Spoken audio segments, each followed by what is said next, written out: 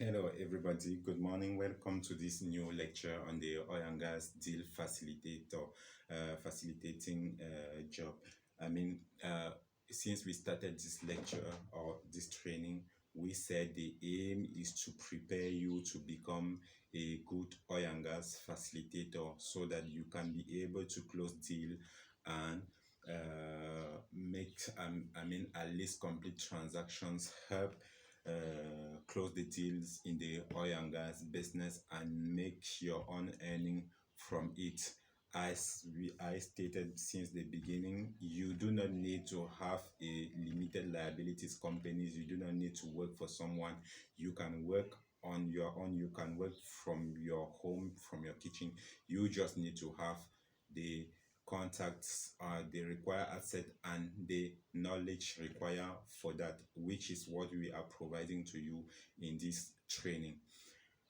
Today we are going to talk about the cash burn and the performance burn. Okay, as we have stated in the previous lecture, that it is very common that people start a contract and they do not get to the end, or at times people I think people come with the offer, people play around saying they are selling something and they don't have it, or they are renting a service that they cannot provide the service. So there must be a band to hold everybody. There must be a band to make sure that everybody does his work, everybody complete or accomplish his task on time and in right the way it is written in the procedure of the contract. Okay, so there must be a bound to hold everybody accountable on what he is doing. Make sure that people dealing are the right people and they are really trading the service or trading the goods that they promise at the beginning, which is well written and specified with the specifics in the contract. Okay, so there must be a bound.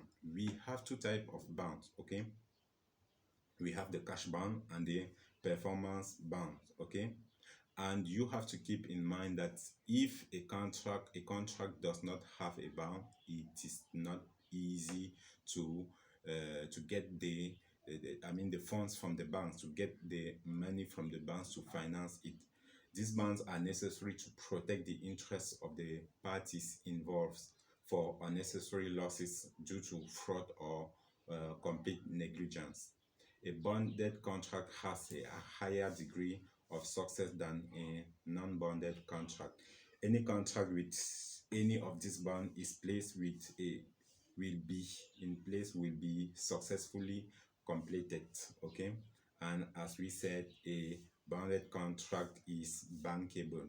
You can present it to the bank and at least they know that they are dealing with people who are serious, people who have the required skills and knowledge, and they are people are acknowledgeable and they are accountable. Okay, the players have their money at stake, and that is a good reason for them to perform. Okay, because people have put their money at risk, as guarantee, they are accountable, they are pressurized, they have a certain pressure, and they will do the job which is required, because they can't afford to lose their money, which at time and most of time runs in millions of boxes. So the cash bond, it is very necessary to have the bonds. Okay, and we have two type of bonds: the cash bond and the performance bond.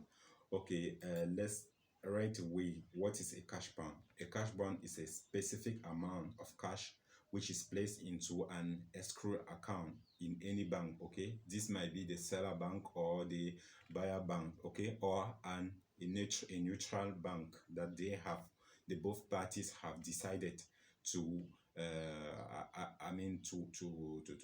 to feed. They have opened an account to feed it, and this account money it put in the account is as a guarantee to compensate in case that one party fails to do his job on time, or if there are casualties coming from the defaulting parties. Okay, this party is gonna lose his cash that they put in the account. Most of the time, if they decide that the cash bound is going to be 10 million boxes, $10 million, it means that each party has to raise the $10 million or the 10 million boxes, and we are going to have a total amount of 20 million boxes in the account. Okay, and in case that a party fails to do his job, or they are delaying, or the contract does not run because of a certain party, the party is going to lose his deposit respectively. Okay, and what is a performance bond?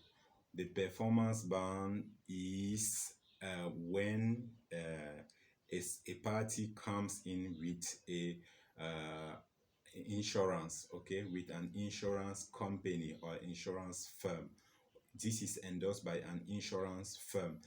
Let's say you have to deal, or you are the seller or the buyer, and you have an insurance company which assure that you are a good dealer, or you have a certain moral or economical integrity, if I can use if I can use this vocab. Okay, meaning that the insurance company assure, they give a letter. It is not, they don't state it by words. Okay, they give a letter ensuring that, okay, if you do not do, this is what they're gonna do to compensate the losses on the other party. Okay, this is what we call the performance bond. Okay, and if there is a default, the defaulting party will pay the other party based on the amount specified in the contract.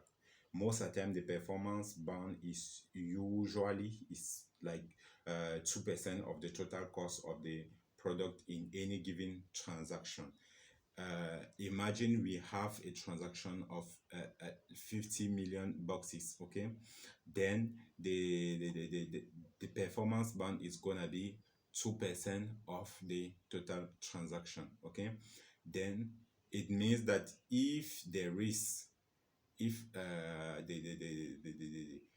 there is a default, or there is, the contract does not run because the fraud is coming from the buyer or from the seller, then he will have to pay, his insurance company is gonna pay 2% of the total amount.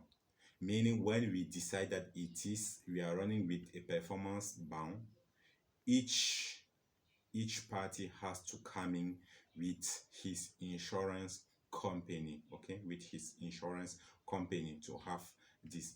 Please make sure that each time you draft a contract, you specify the type of bond. Always make sure there is a bond, and you specify the type of bond. You have to specify it so that people get pressurized, people are accountable for what they do, and the consequences in case there is a defaulting party, because you have to compensate for the casualties. Okay, please make sure that you protect your interest. Make sure that you protect your interest, you protect your investment, the investment of your buyer or your seller, and also you protect your incomes. Make sure.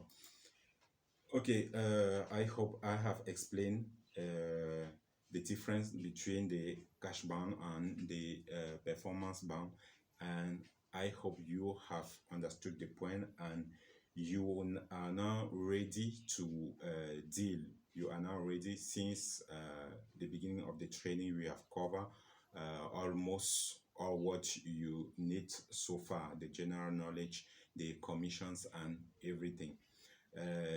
We still have some few lectures where we will have also a workshop to settle you as a facilitator. So feel free to ask all your questions. We will answer the question maybe in the comment section, or get to us. Okay, thank you very much.